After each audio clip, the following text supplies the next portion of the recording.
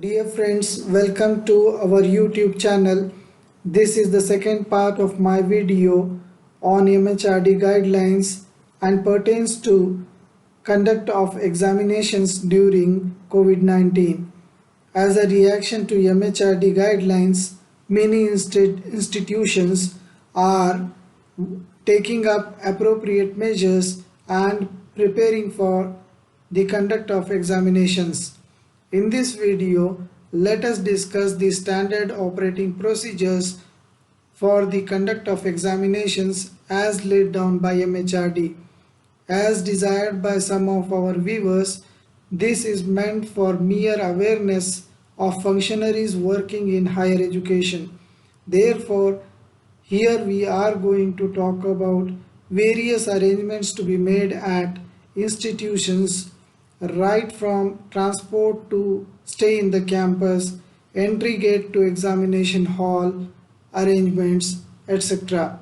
Without any further delay, let us move forward.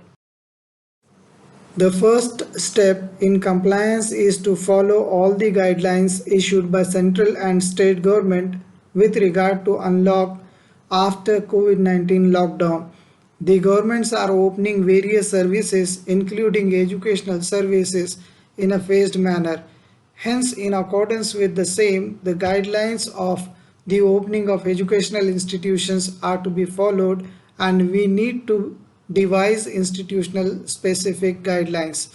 As far as the conduct of examination is concerned, the movement passes are to be issued by the state governments during lockdown so that teachers or invigilators can attend to their duties. At the same time, local and state governments should permit the movement of students with the help of admit cards. If you want to follow the guidelines, then the first and foremost arrangement to be made in present situation is to take up cleaning and disinfection at institutional level.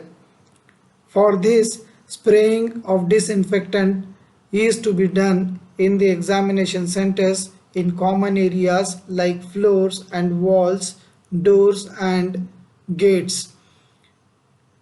At the same time, sanitizer bottles need to be provided at the examination centers entry gate, which need to be replenished regularly. Liquid hand wash bottle also need to be provided at staff room and teachers restroom. Sanitization of desk and chair is to be carried out after every session as the same facility is utilized by many other students. All the common areas are to be continuously cleaned and disinfected. Therefore, washroom, door handles, staircase, railings, lift buttons, etc. need to be sanitized continuously. Further, wheelchair wherever available for persons with disability need to be sanitized regularly. To avoid appearance of any COVID-19 case, we have to be very careful at the institutional level and hence verification, awareness and special arrangements play an important role. For this purpose, services of University Health Center has to be taken for staff verification and self-declaration about health status by concerned employees. Proper awareness among stakeholders regarding COVID-19 can be created through signages, symbols, posters, etc. So also about social distancing.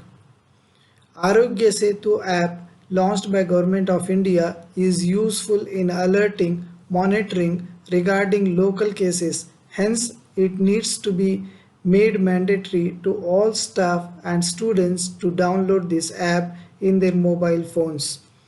In addition to this, some special arrangements are to be made at institutional level with regard to present situation where students, teachers, the technical and non-teaching staff belong to various parts of the nation. These special arrangements include the provision of thermal scanners, sanitizers, face masks, hand gloves, etc. The students should be given fresh face masks by the invigilators. In addition to all arrangements made at the institutional level, specific arrangements are to be made at exam center or hall. At the entry and exit points, arrangements we need to avoid crowding.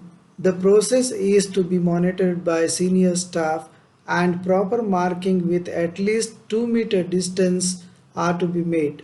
In addition to this, at these gates, thermal screening, instructions for wearing masks, and provision for hand sanitizers, etc. need to be done. It is mandatory for invigilators to wear masks and hand gloves as they are in constant touch with students. It is also informed that hand sanitization for students is a must before and after signing the attendance sheet. Despite of all precautions, if you find any student with symptoms, a separate room is to be arranged for him or her to write exams as they can be given or they can be given chance to appear on another day. Hand washing stations with soap and water facility have to be created for frequent hand wash near examination halls or lavatory can be used for this purpose. Proper seating arrangement plans have to be made and suggestive distance between two examinees is 2 meters. This is an example of seating arrangement as suggested in the guidelines. Care is taken to suggest that there is a gap in the alternate seat to maintain social distancing.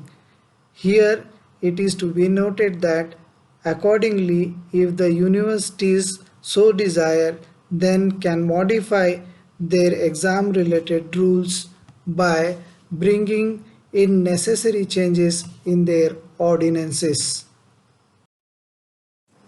This is another example of seating arrangements with social distancing for NEET exam as planned by National Testing Agency.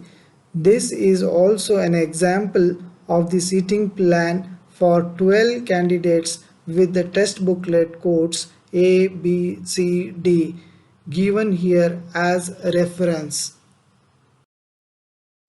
Finally, the guidelines also give emphasis on water, transport and follow-up provisions to be made at the institutional level during conduct of the examinations. It has been informed to make adequate water arrangements both for drinking as well as utility and hand wash. These arrangements have to be made at the exam centers as well as hostels if the institution or the university has residential facilities for students.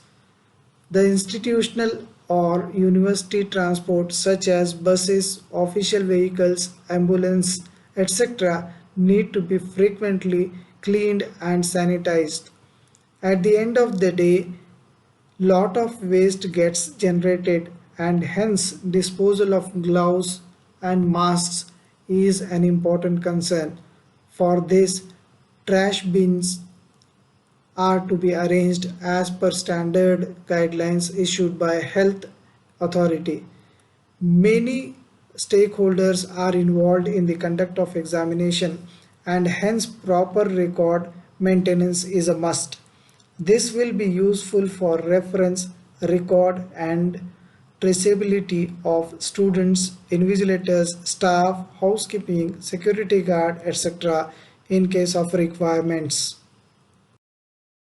Friends, thank you for watching this video. I am your host and dost Professor Mushtaq Ahmed I Patel. This was the second part of our video on examinations during COVID-19 following MHRD guidelines. In this video, We have discussed standard operating procedures for the conduct of examinations. Hope you liked it. Subscribe, share, and comment. Look forward to meeting you in the subsequent video on a similar educational theme. Thank you. Bye bye.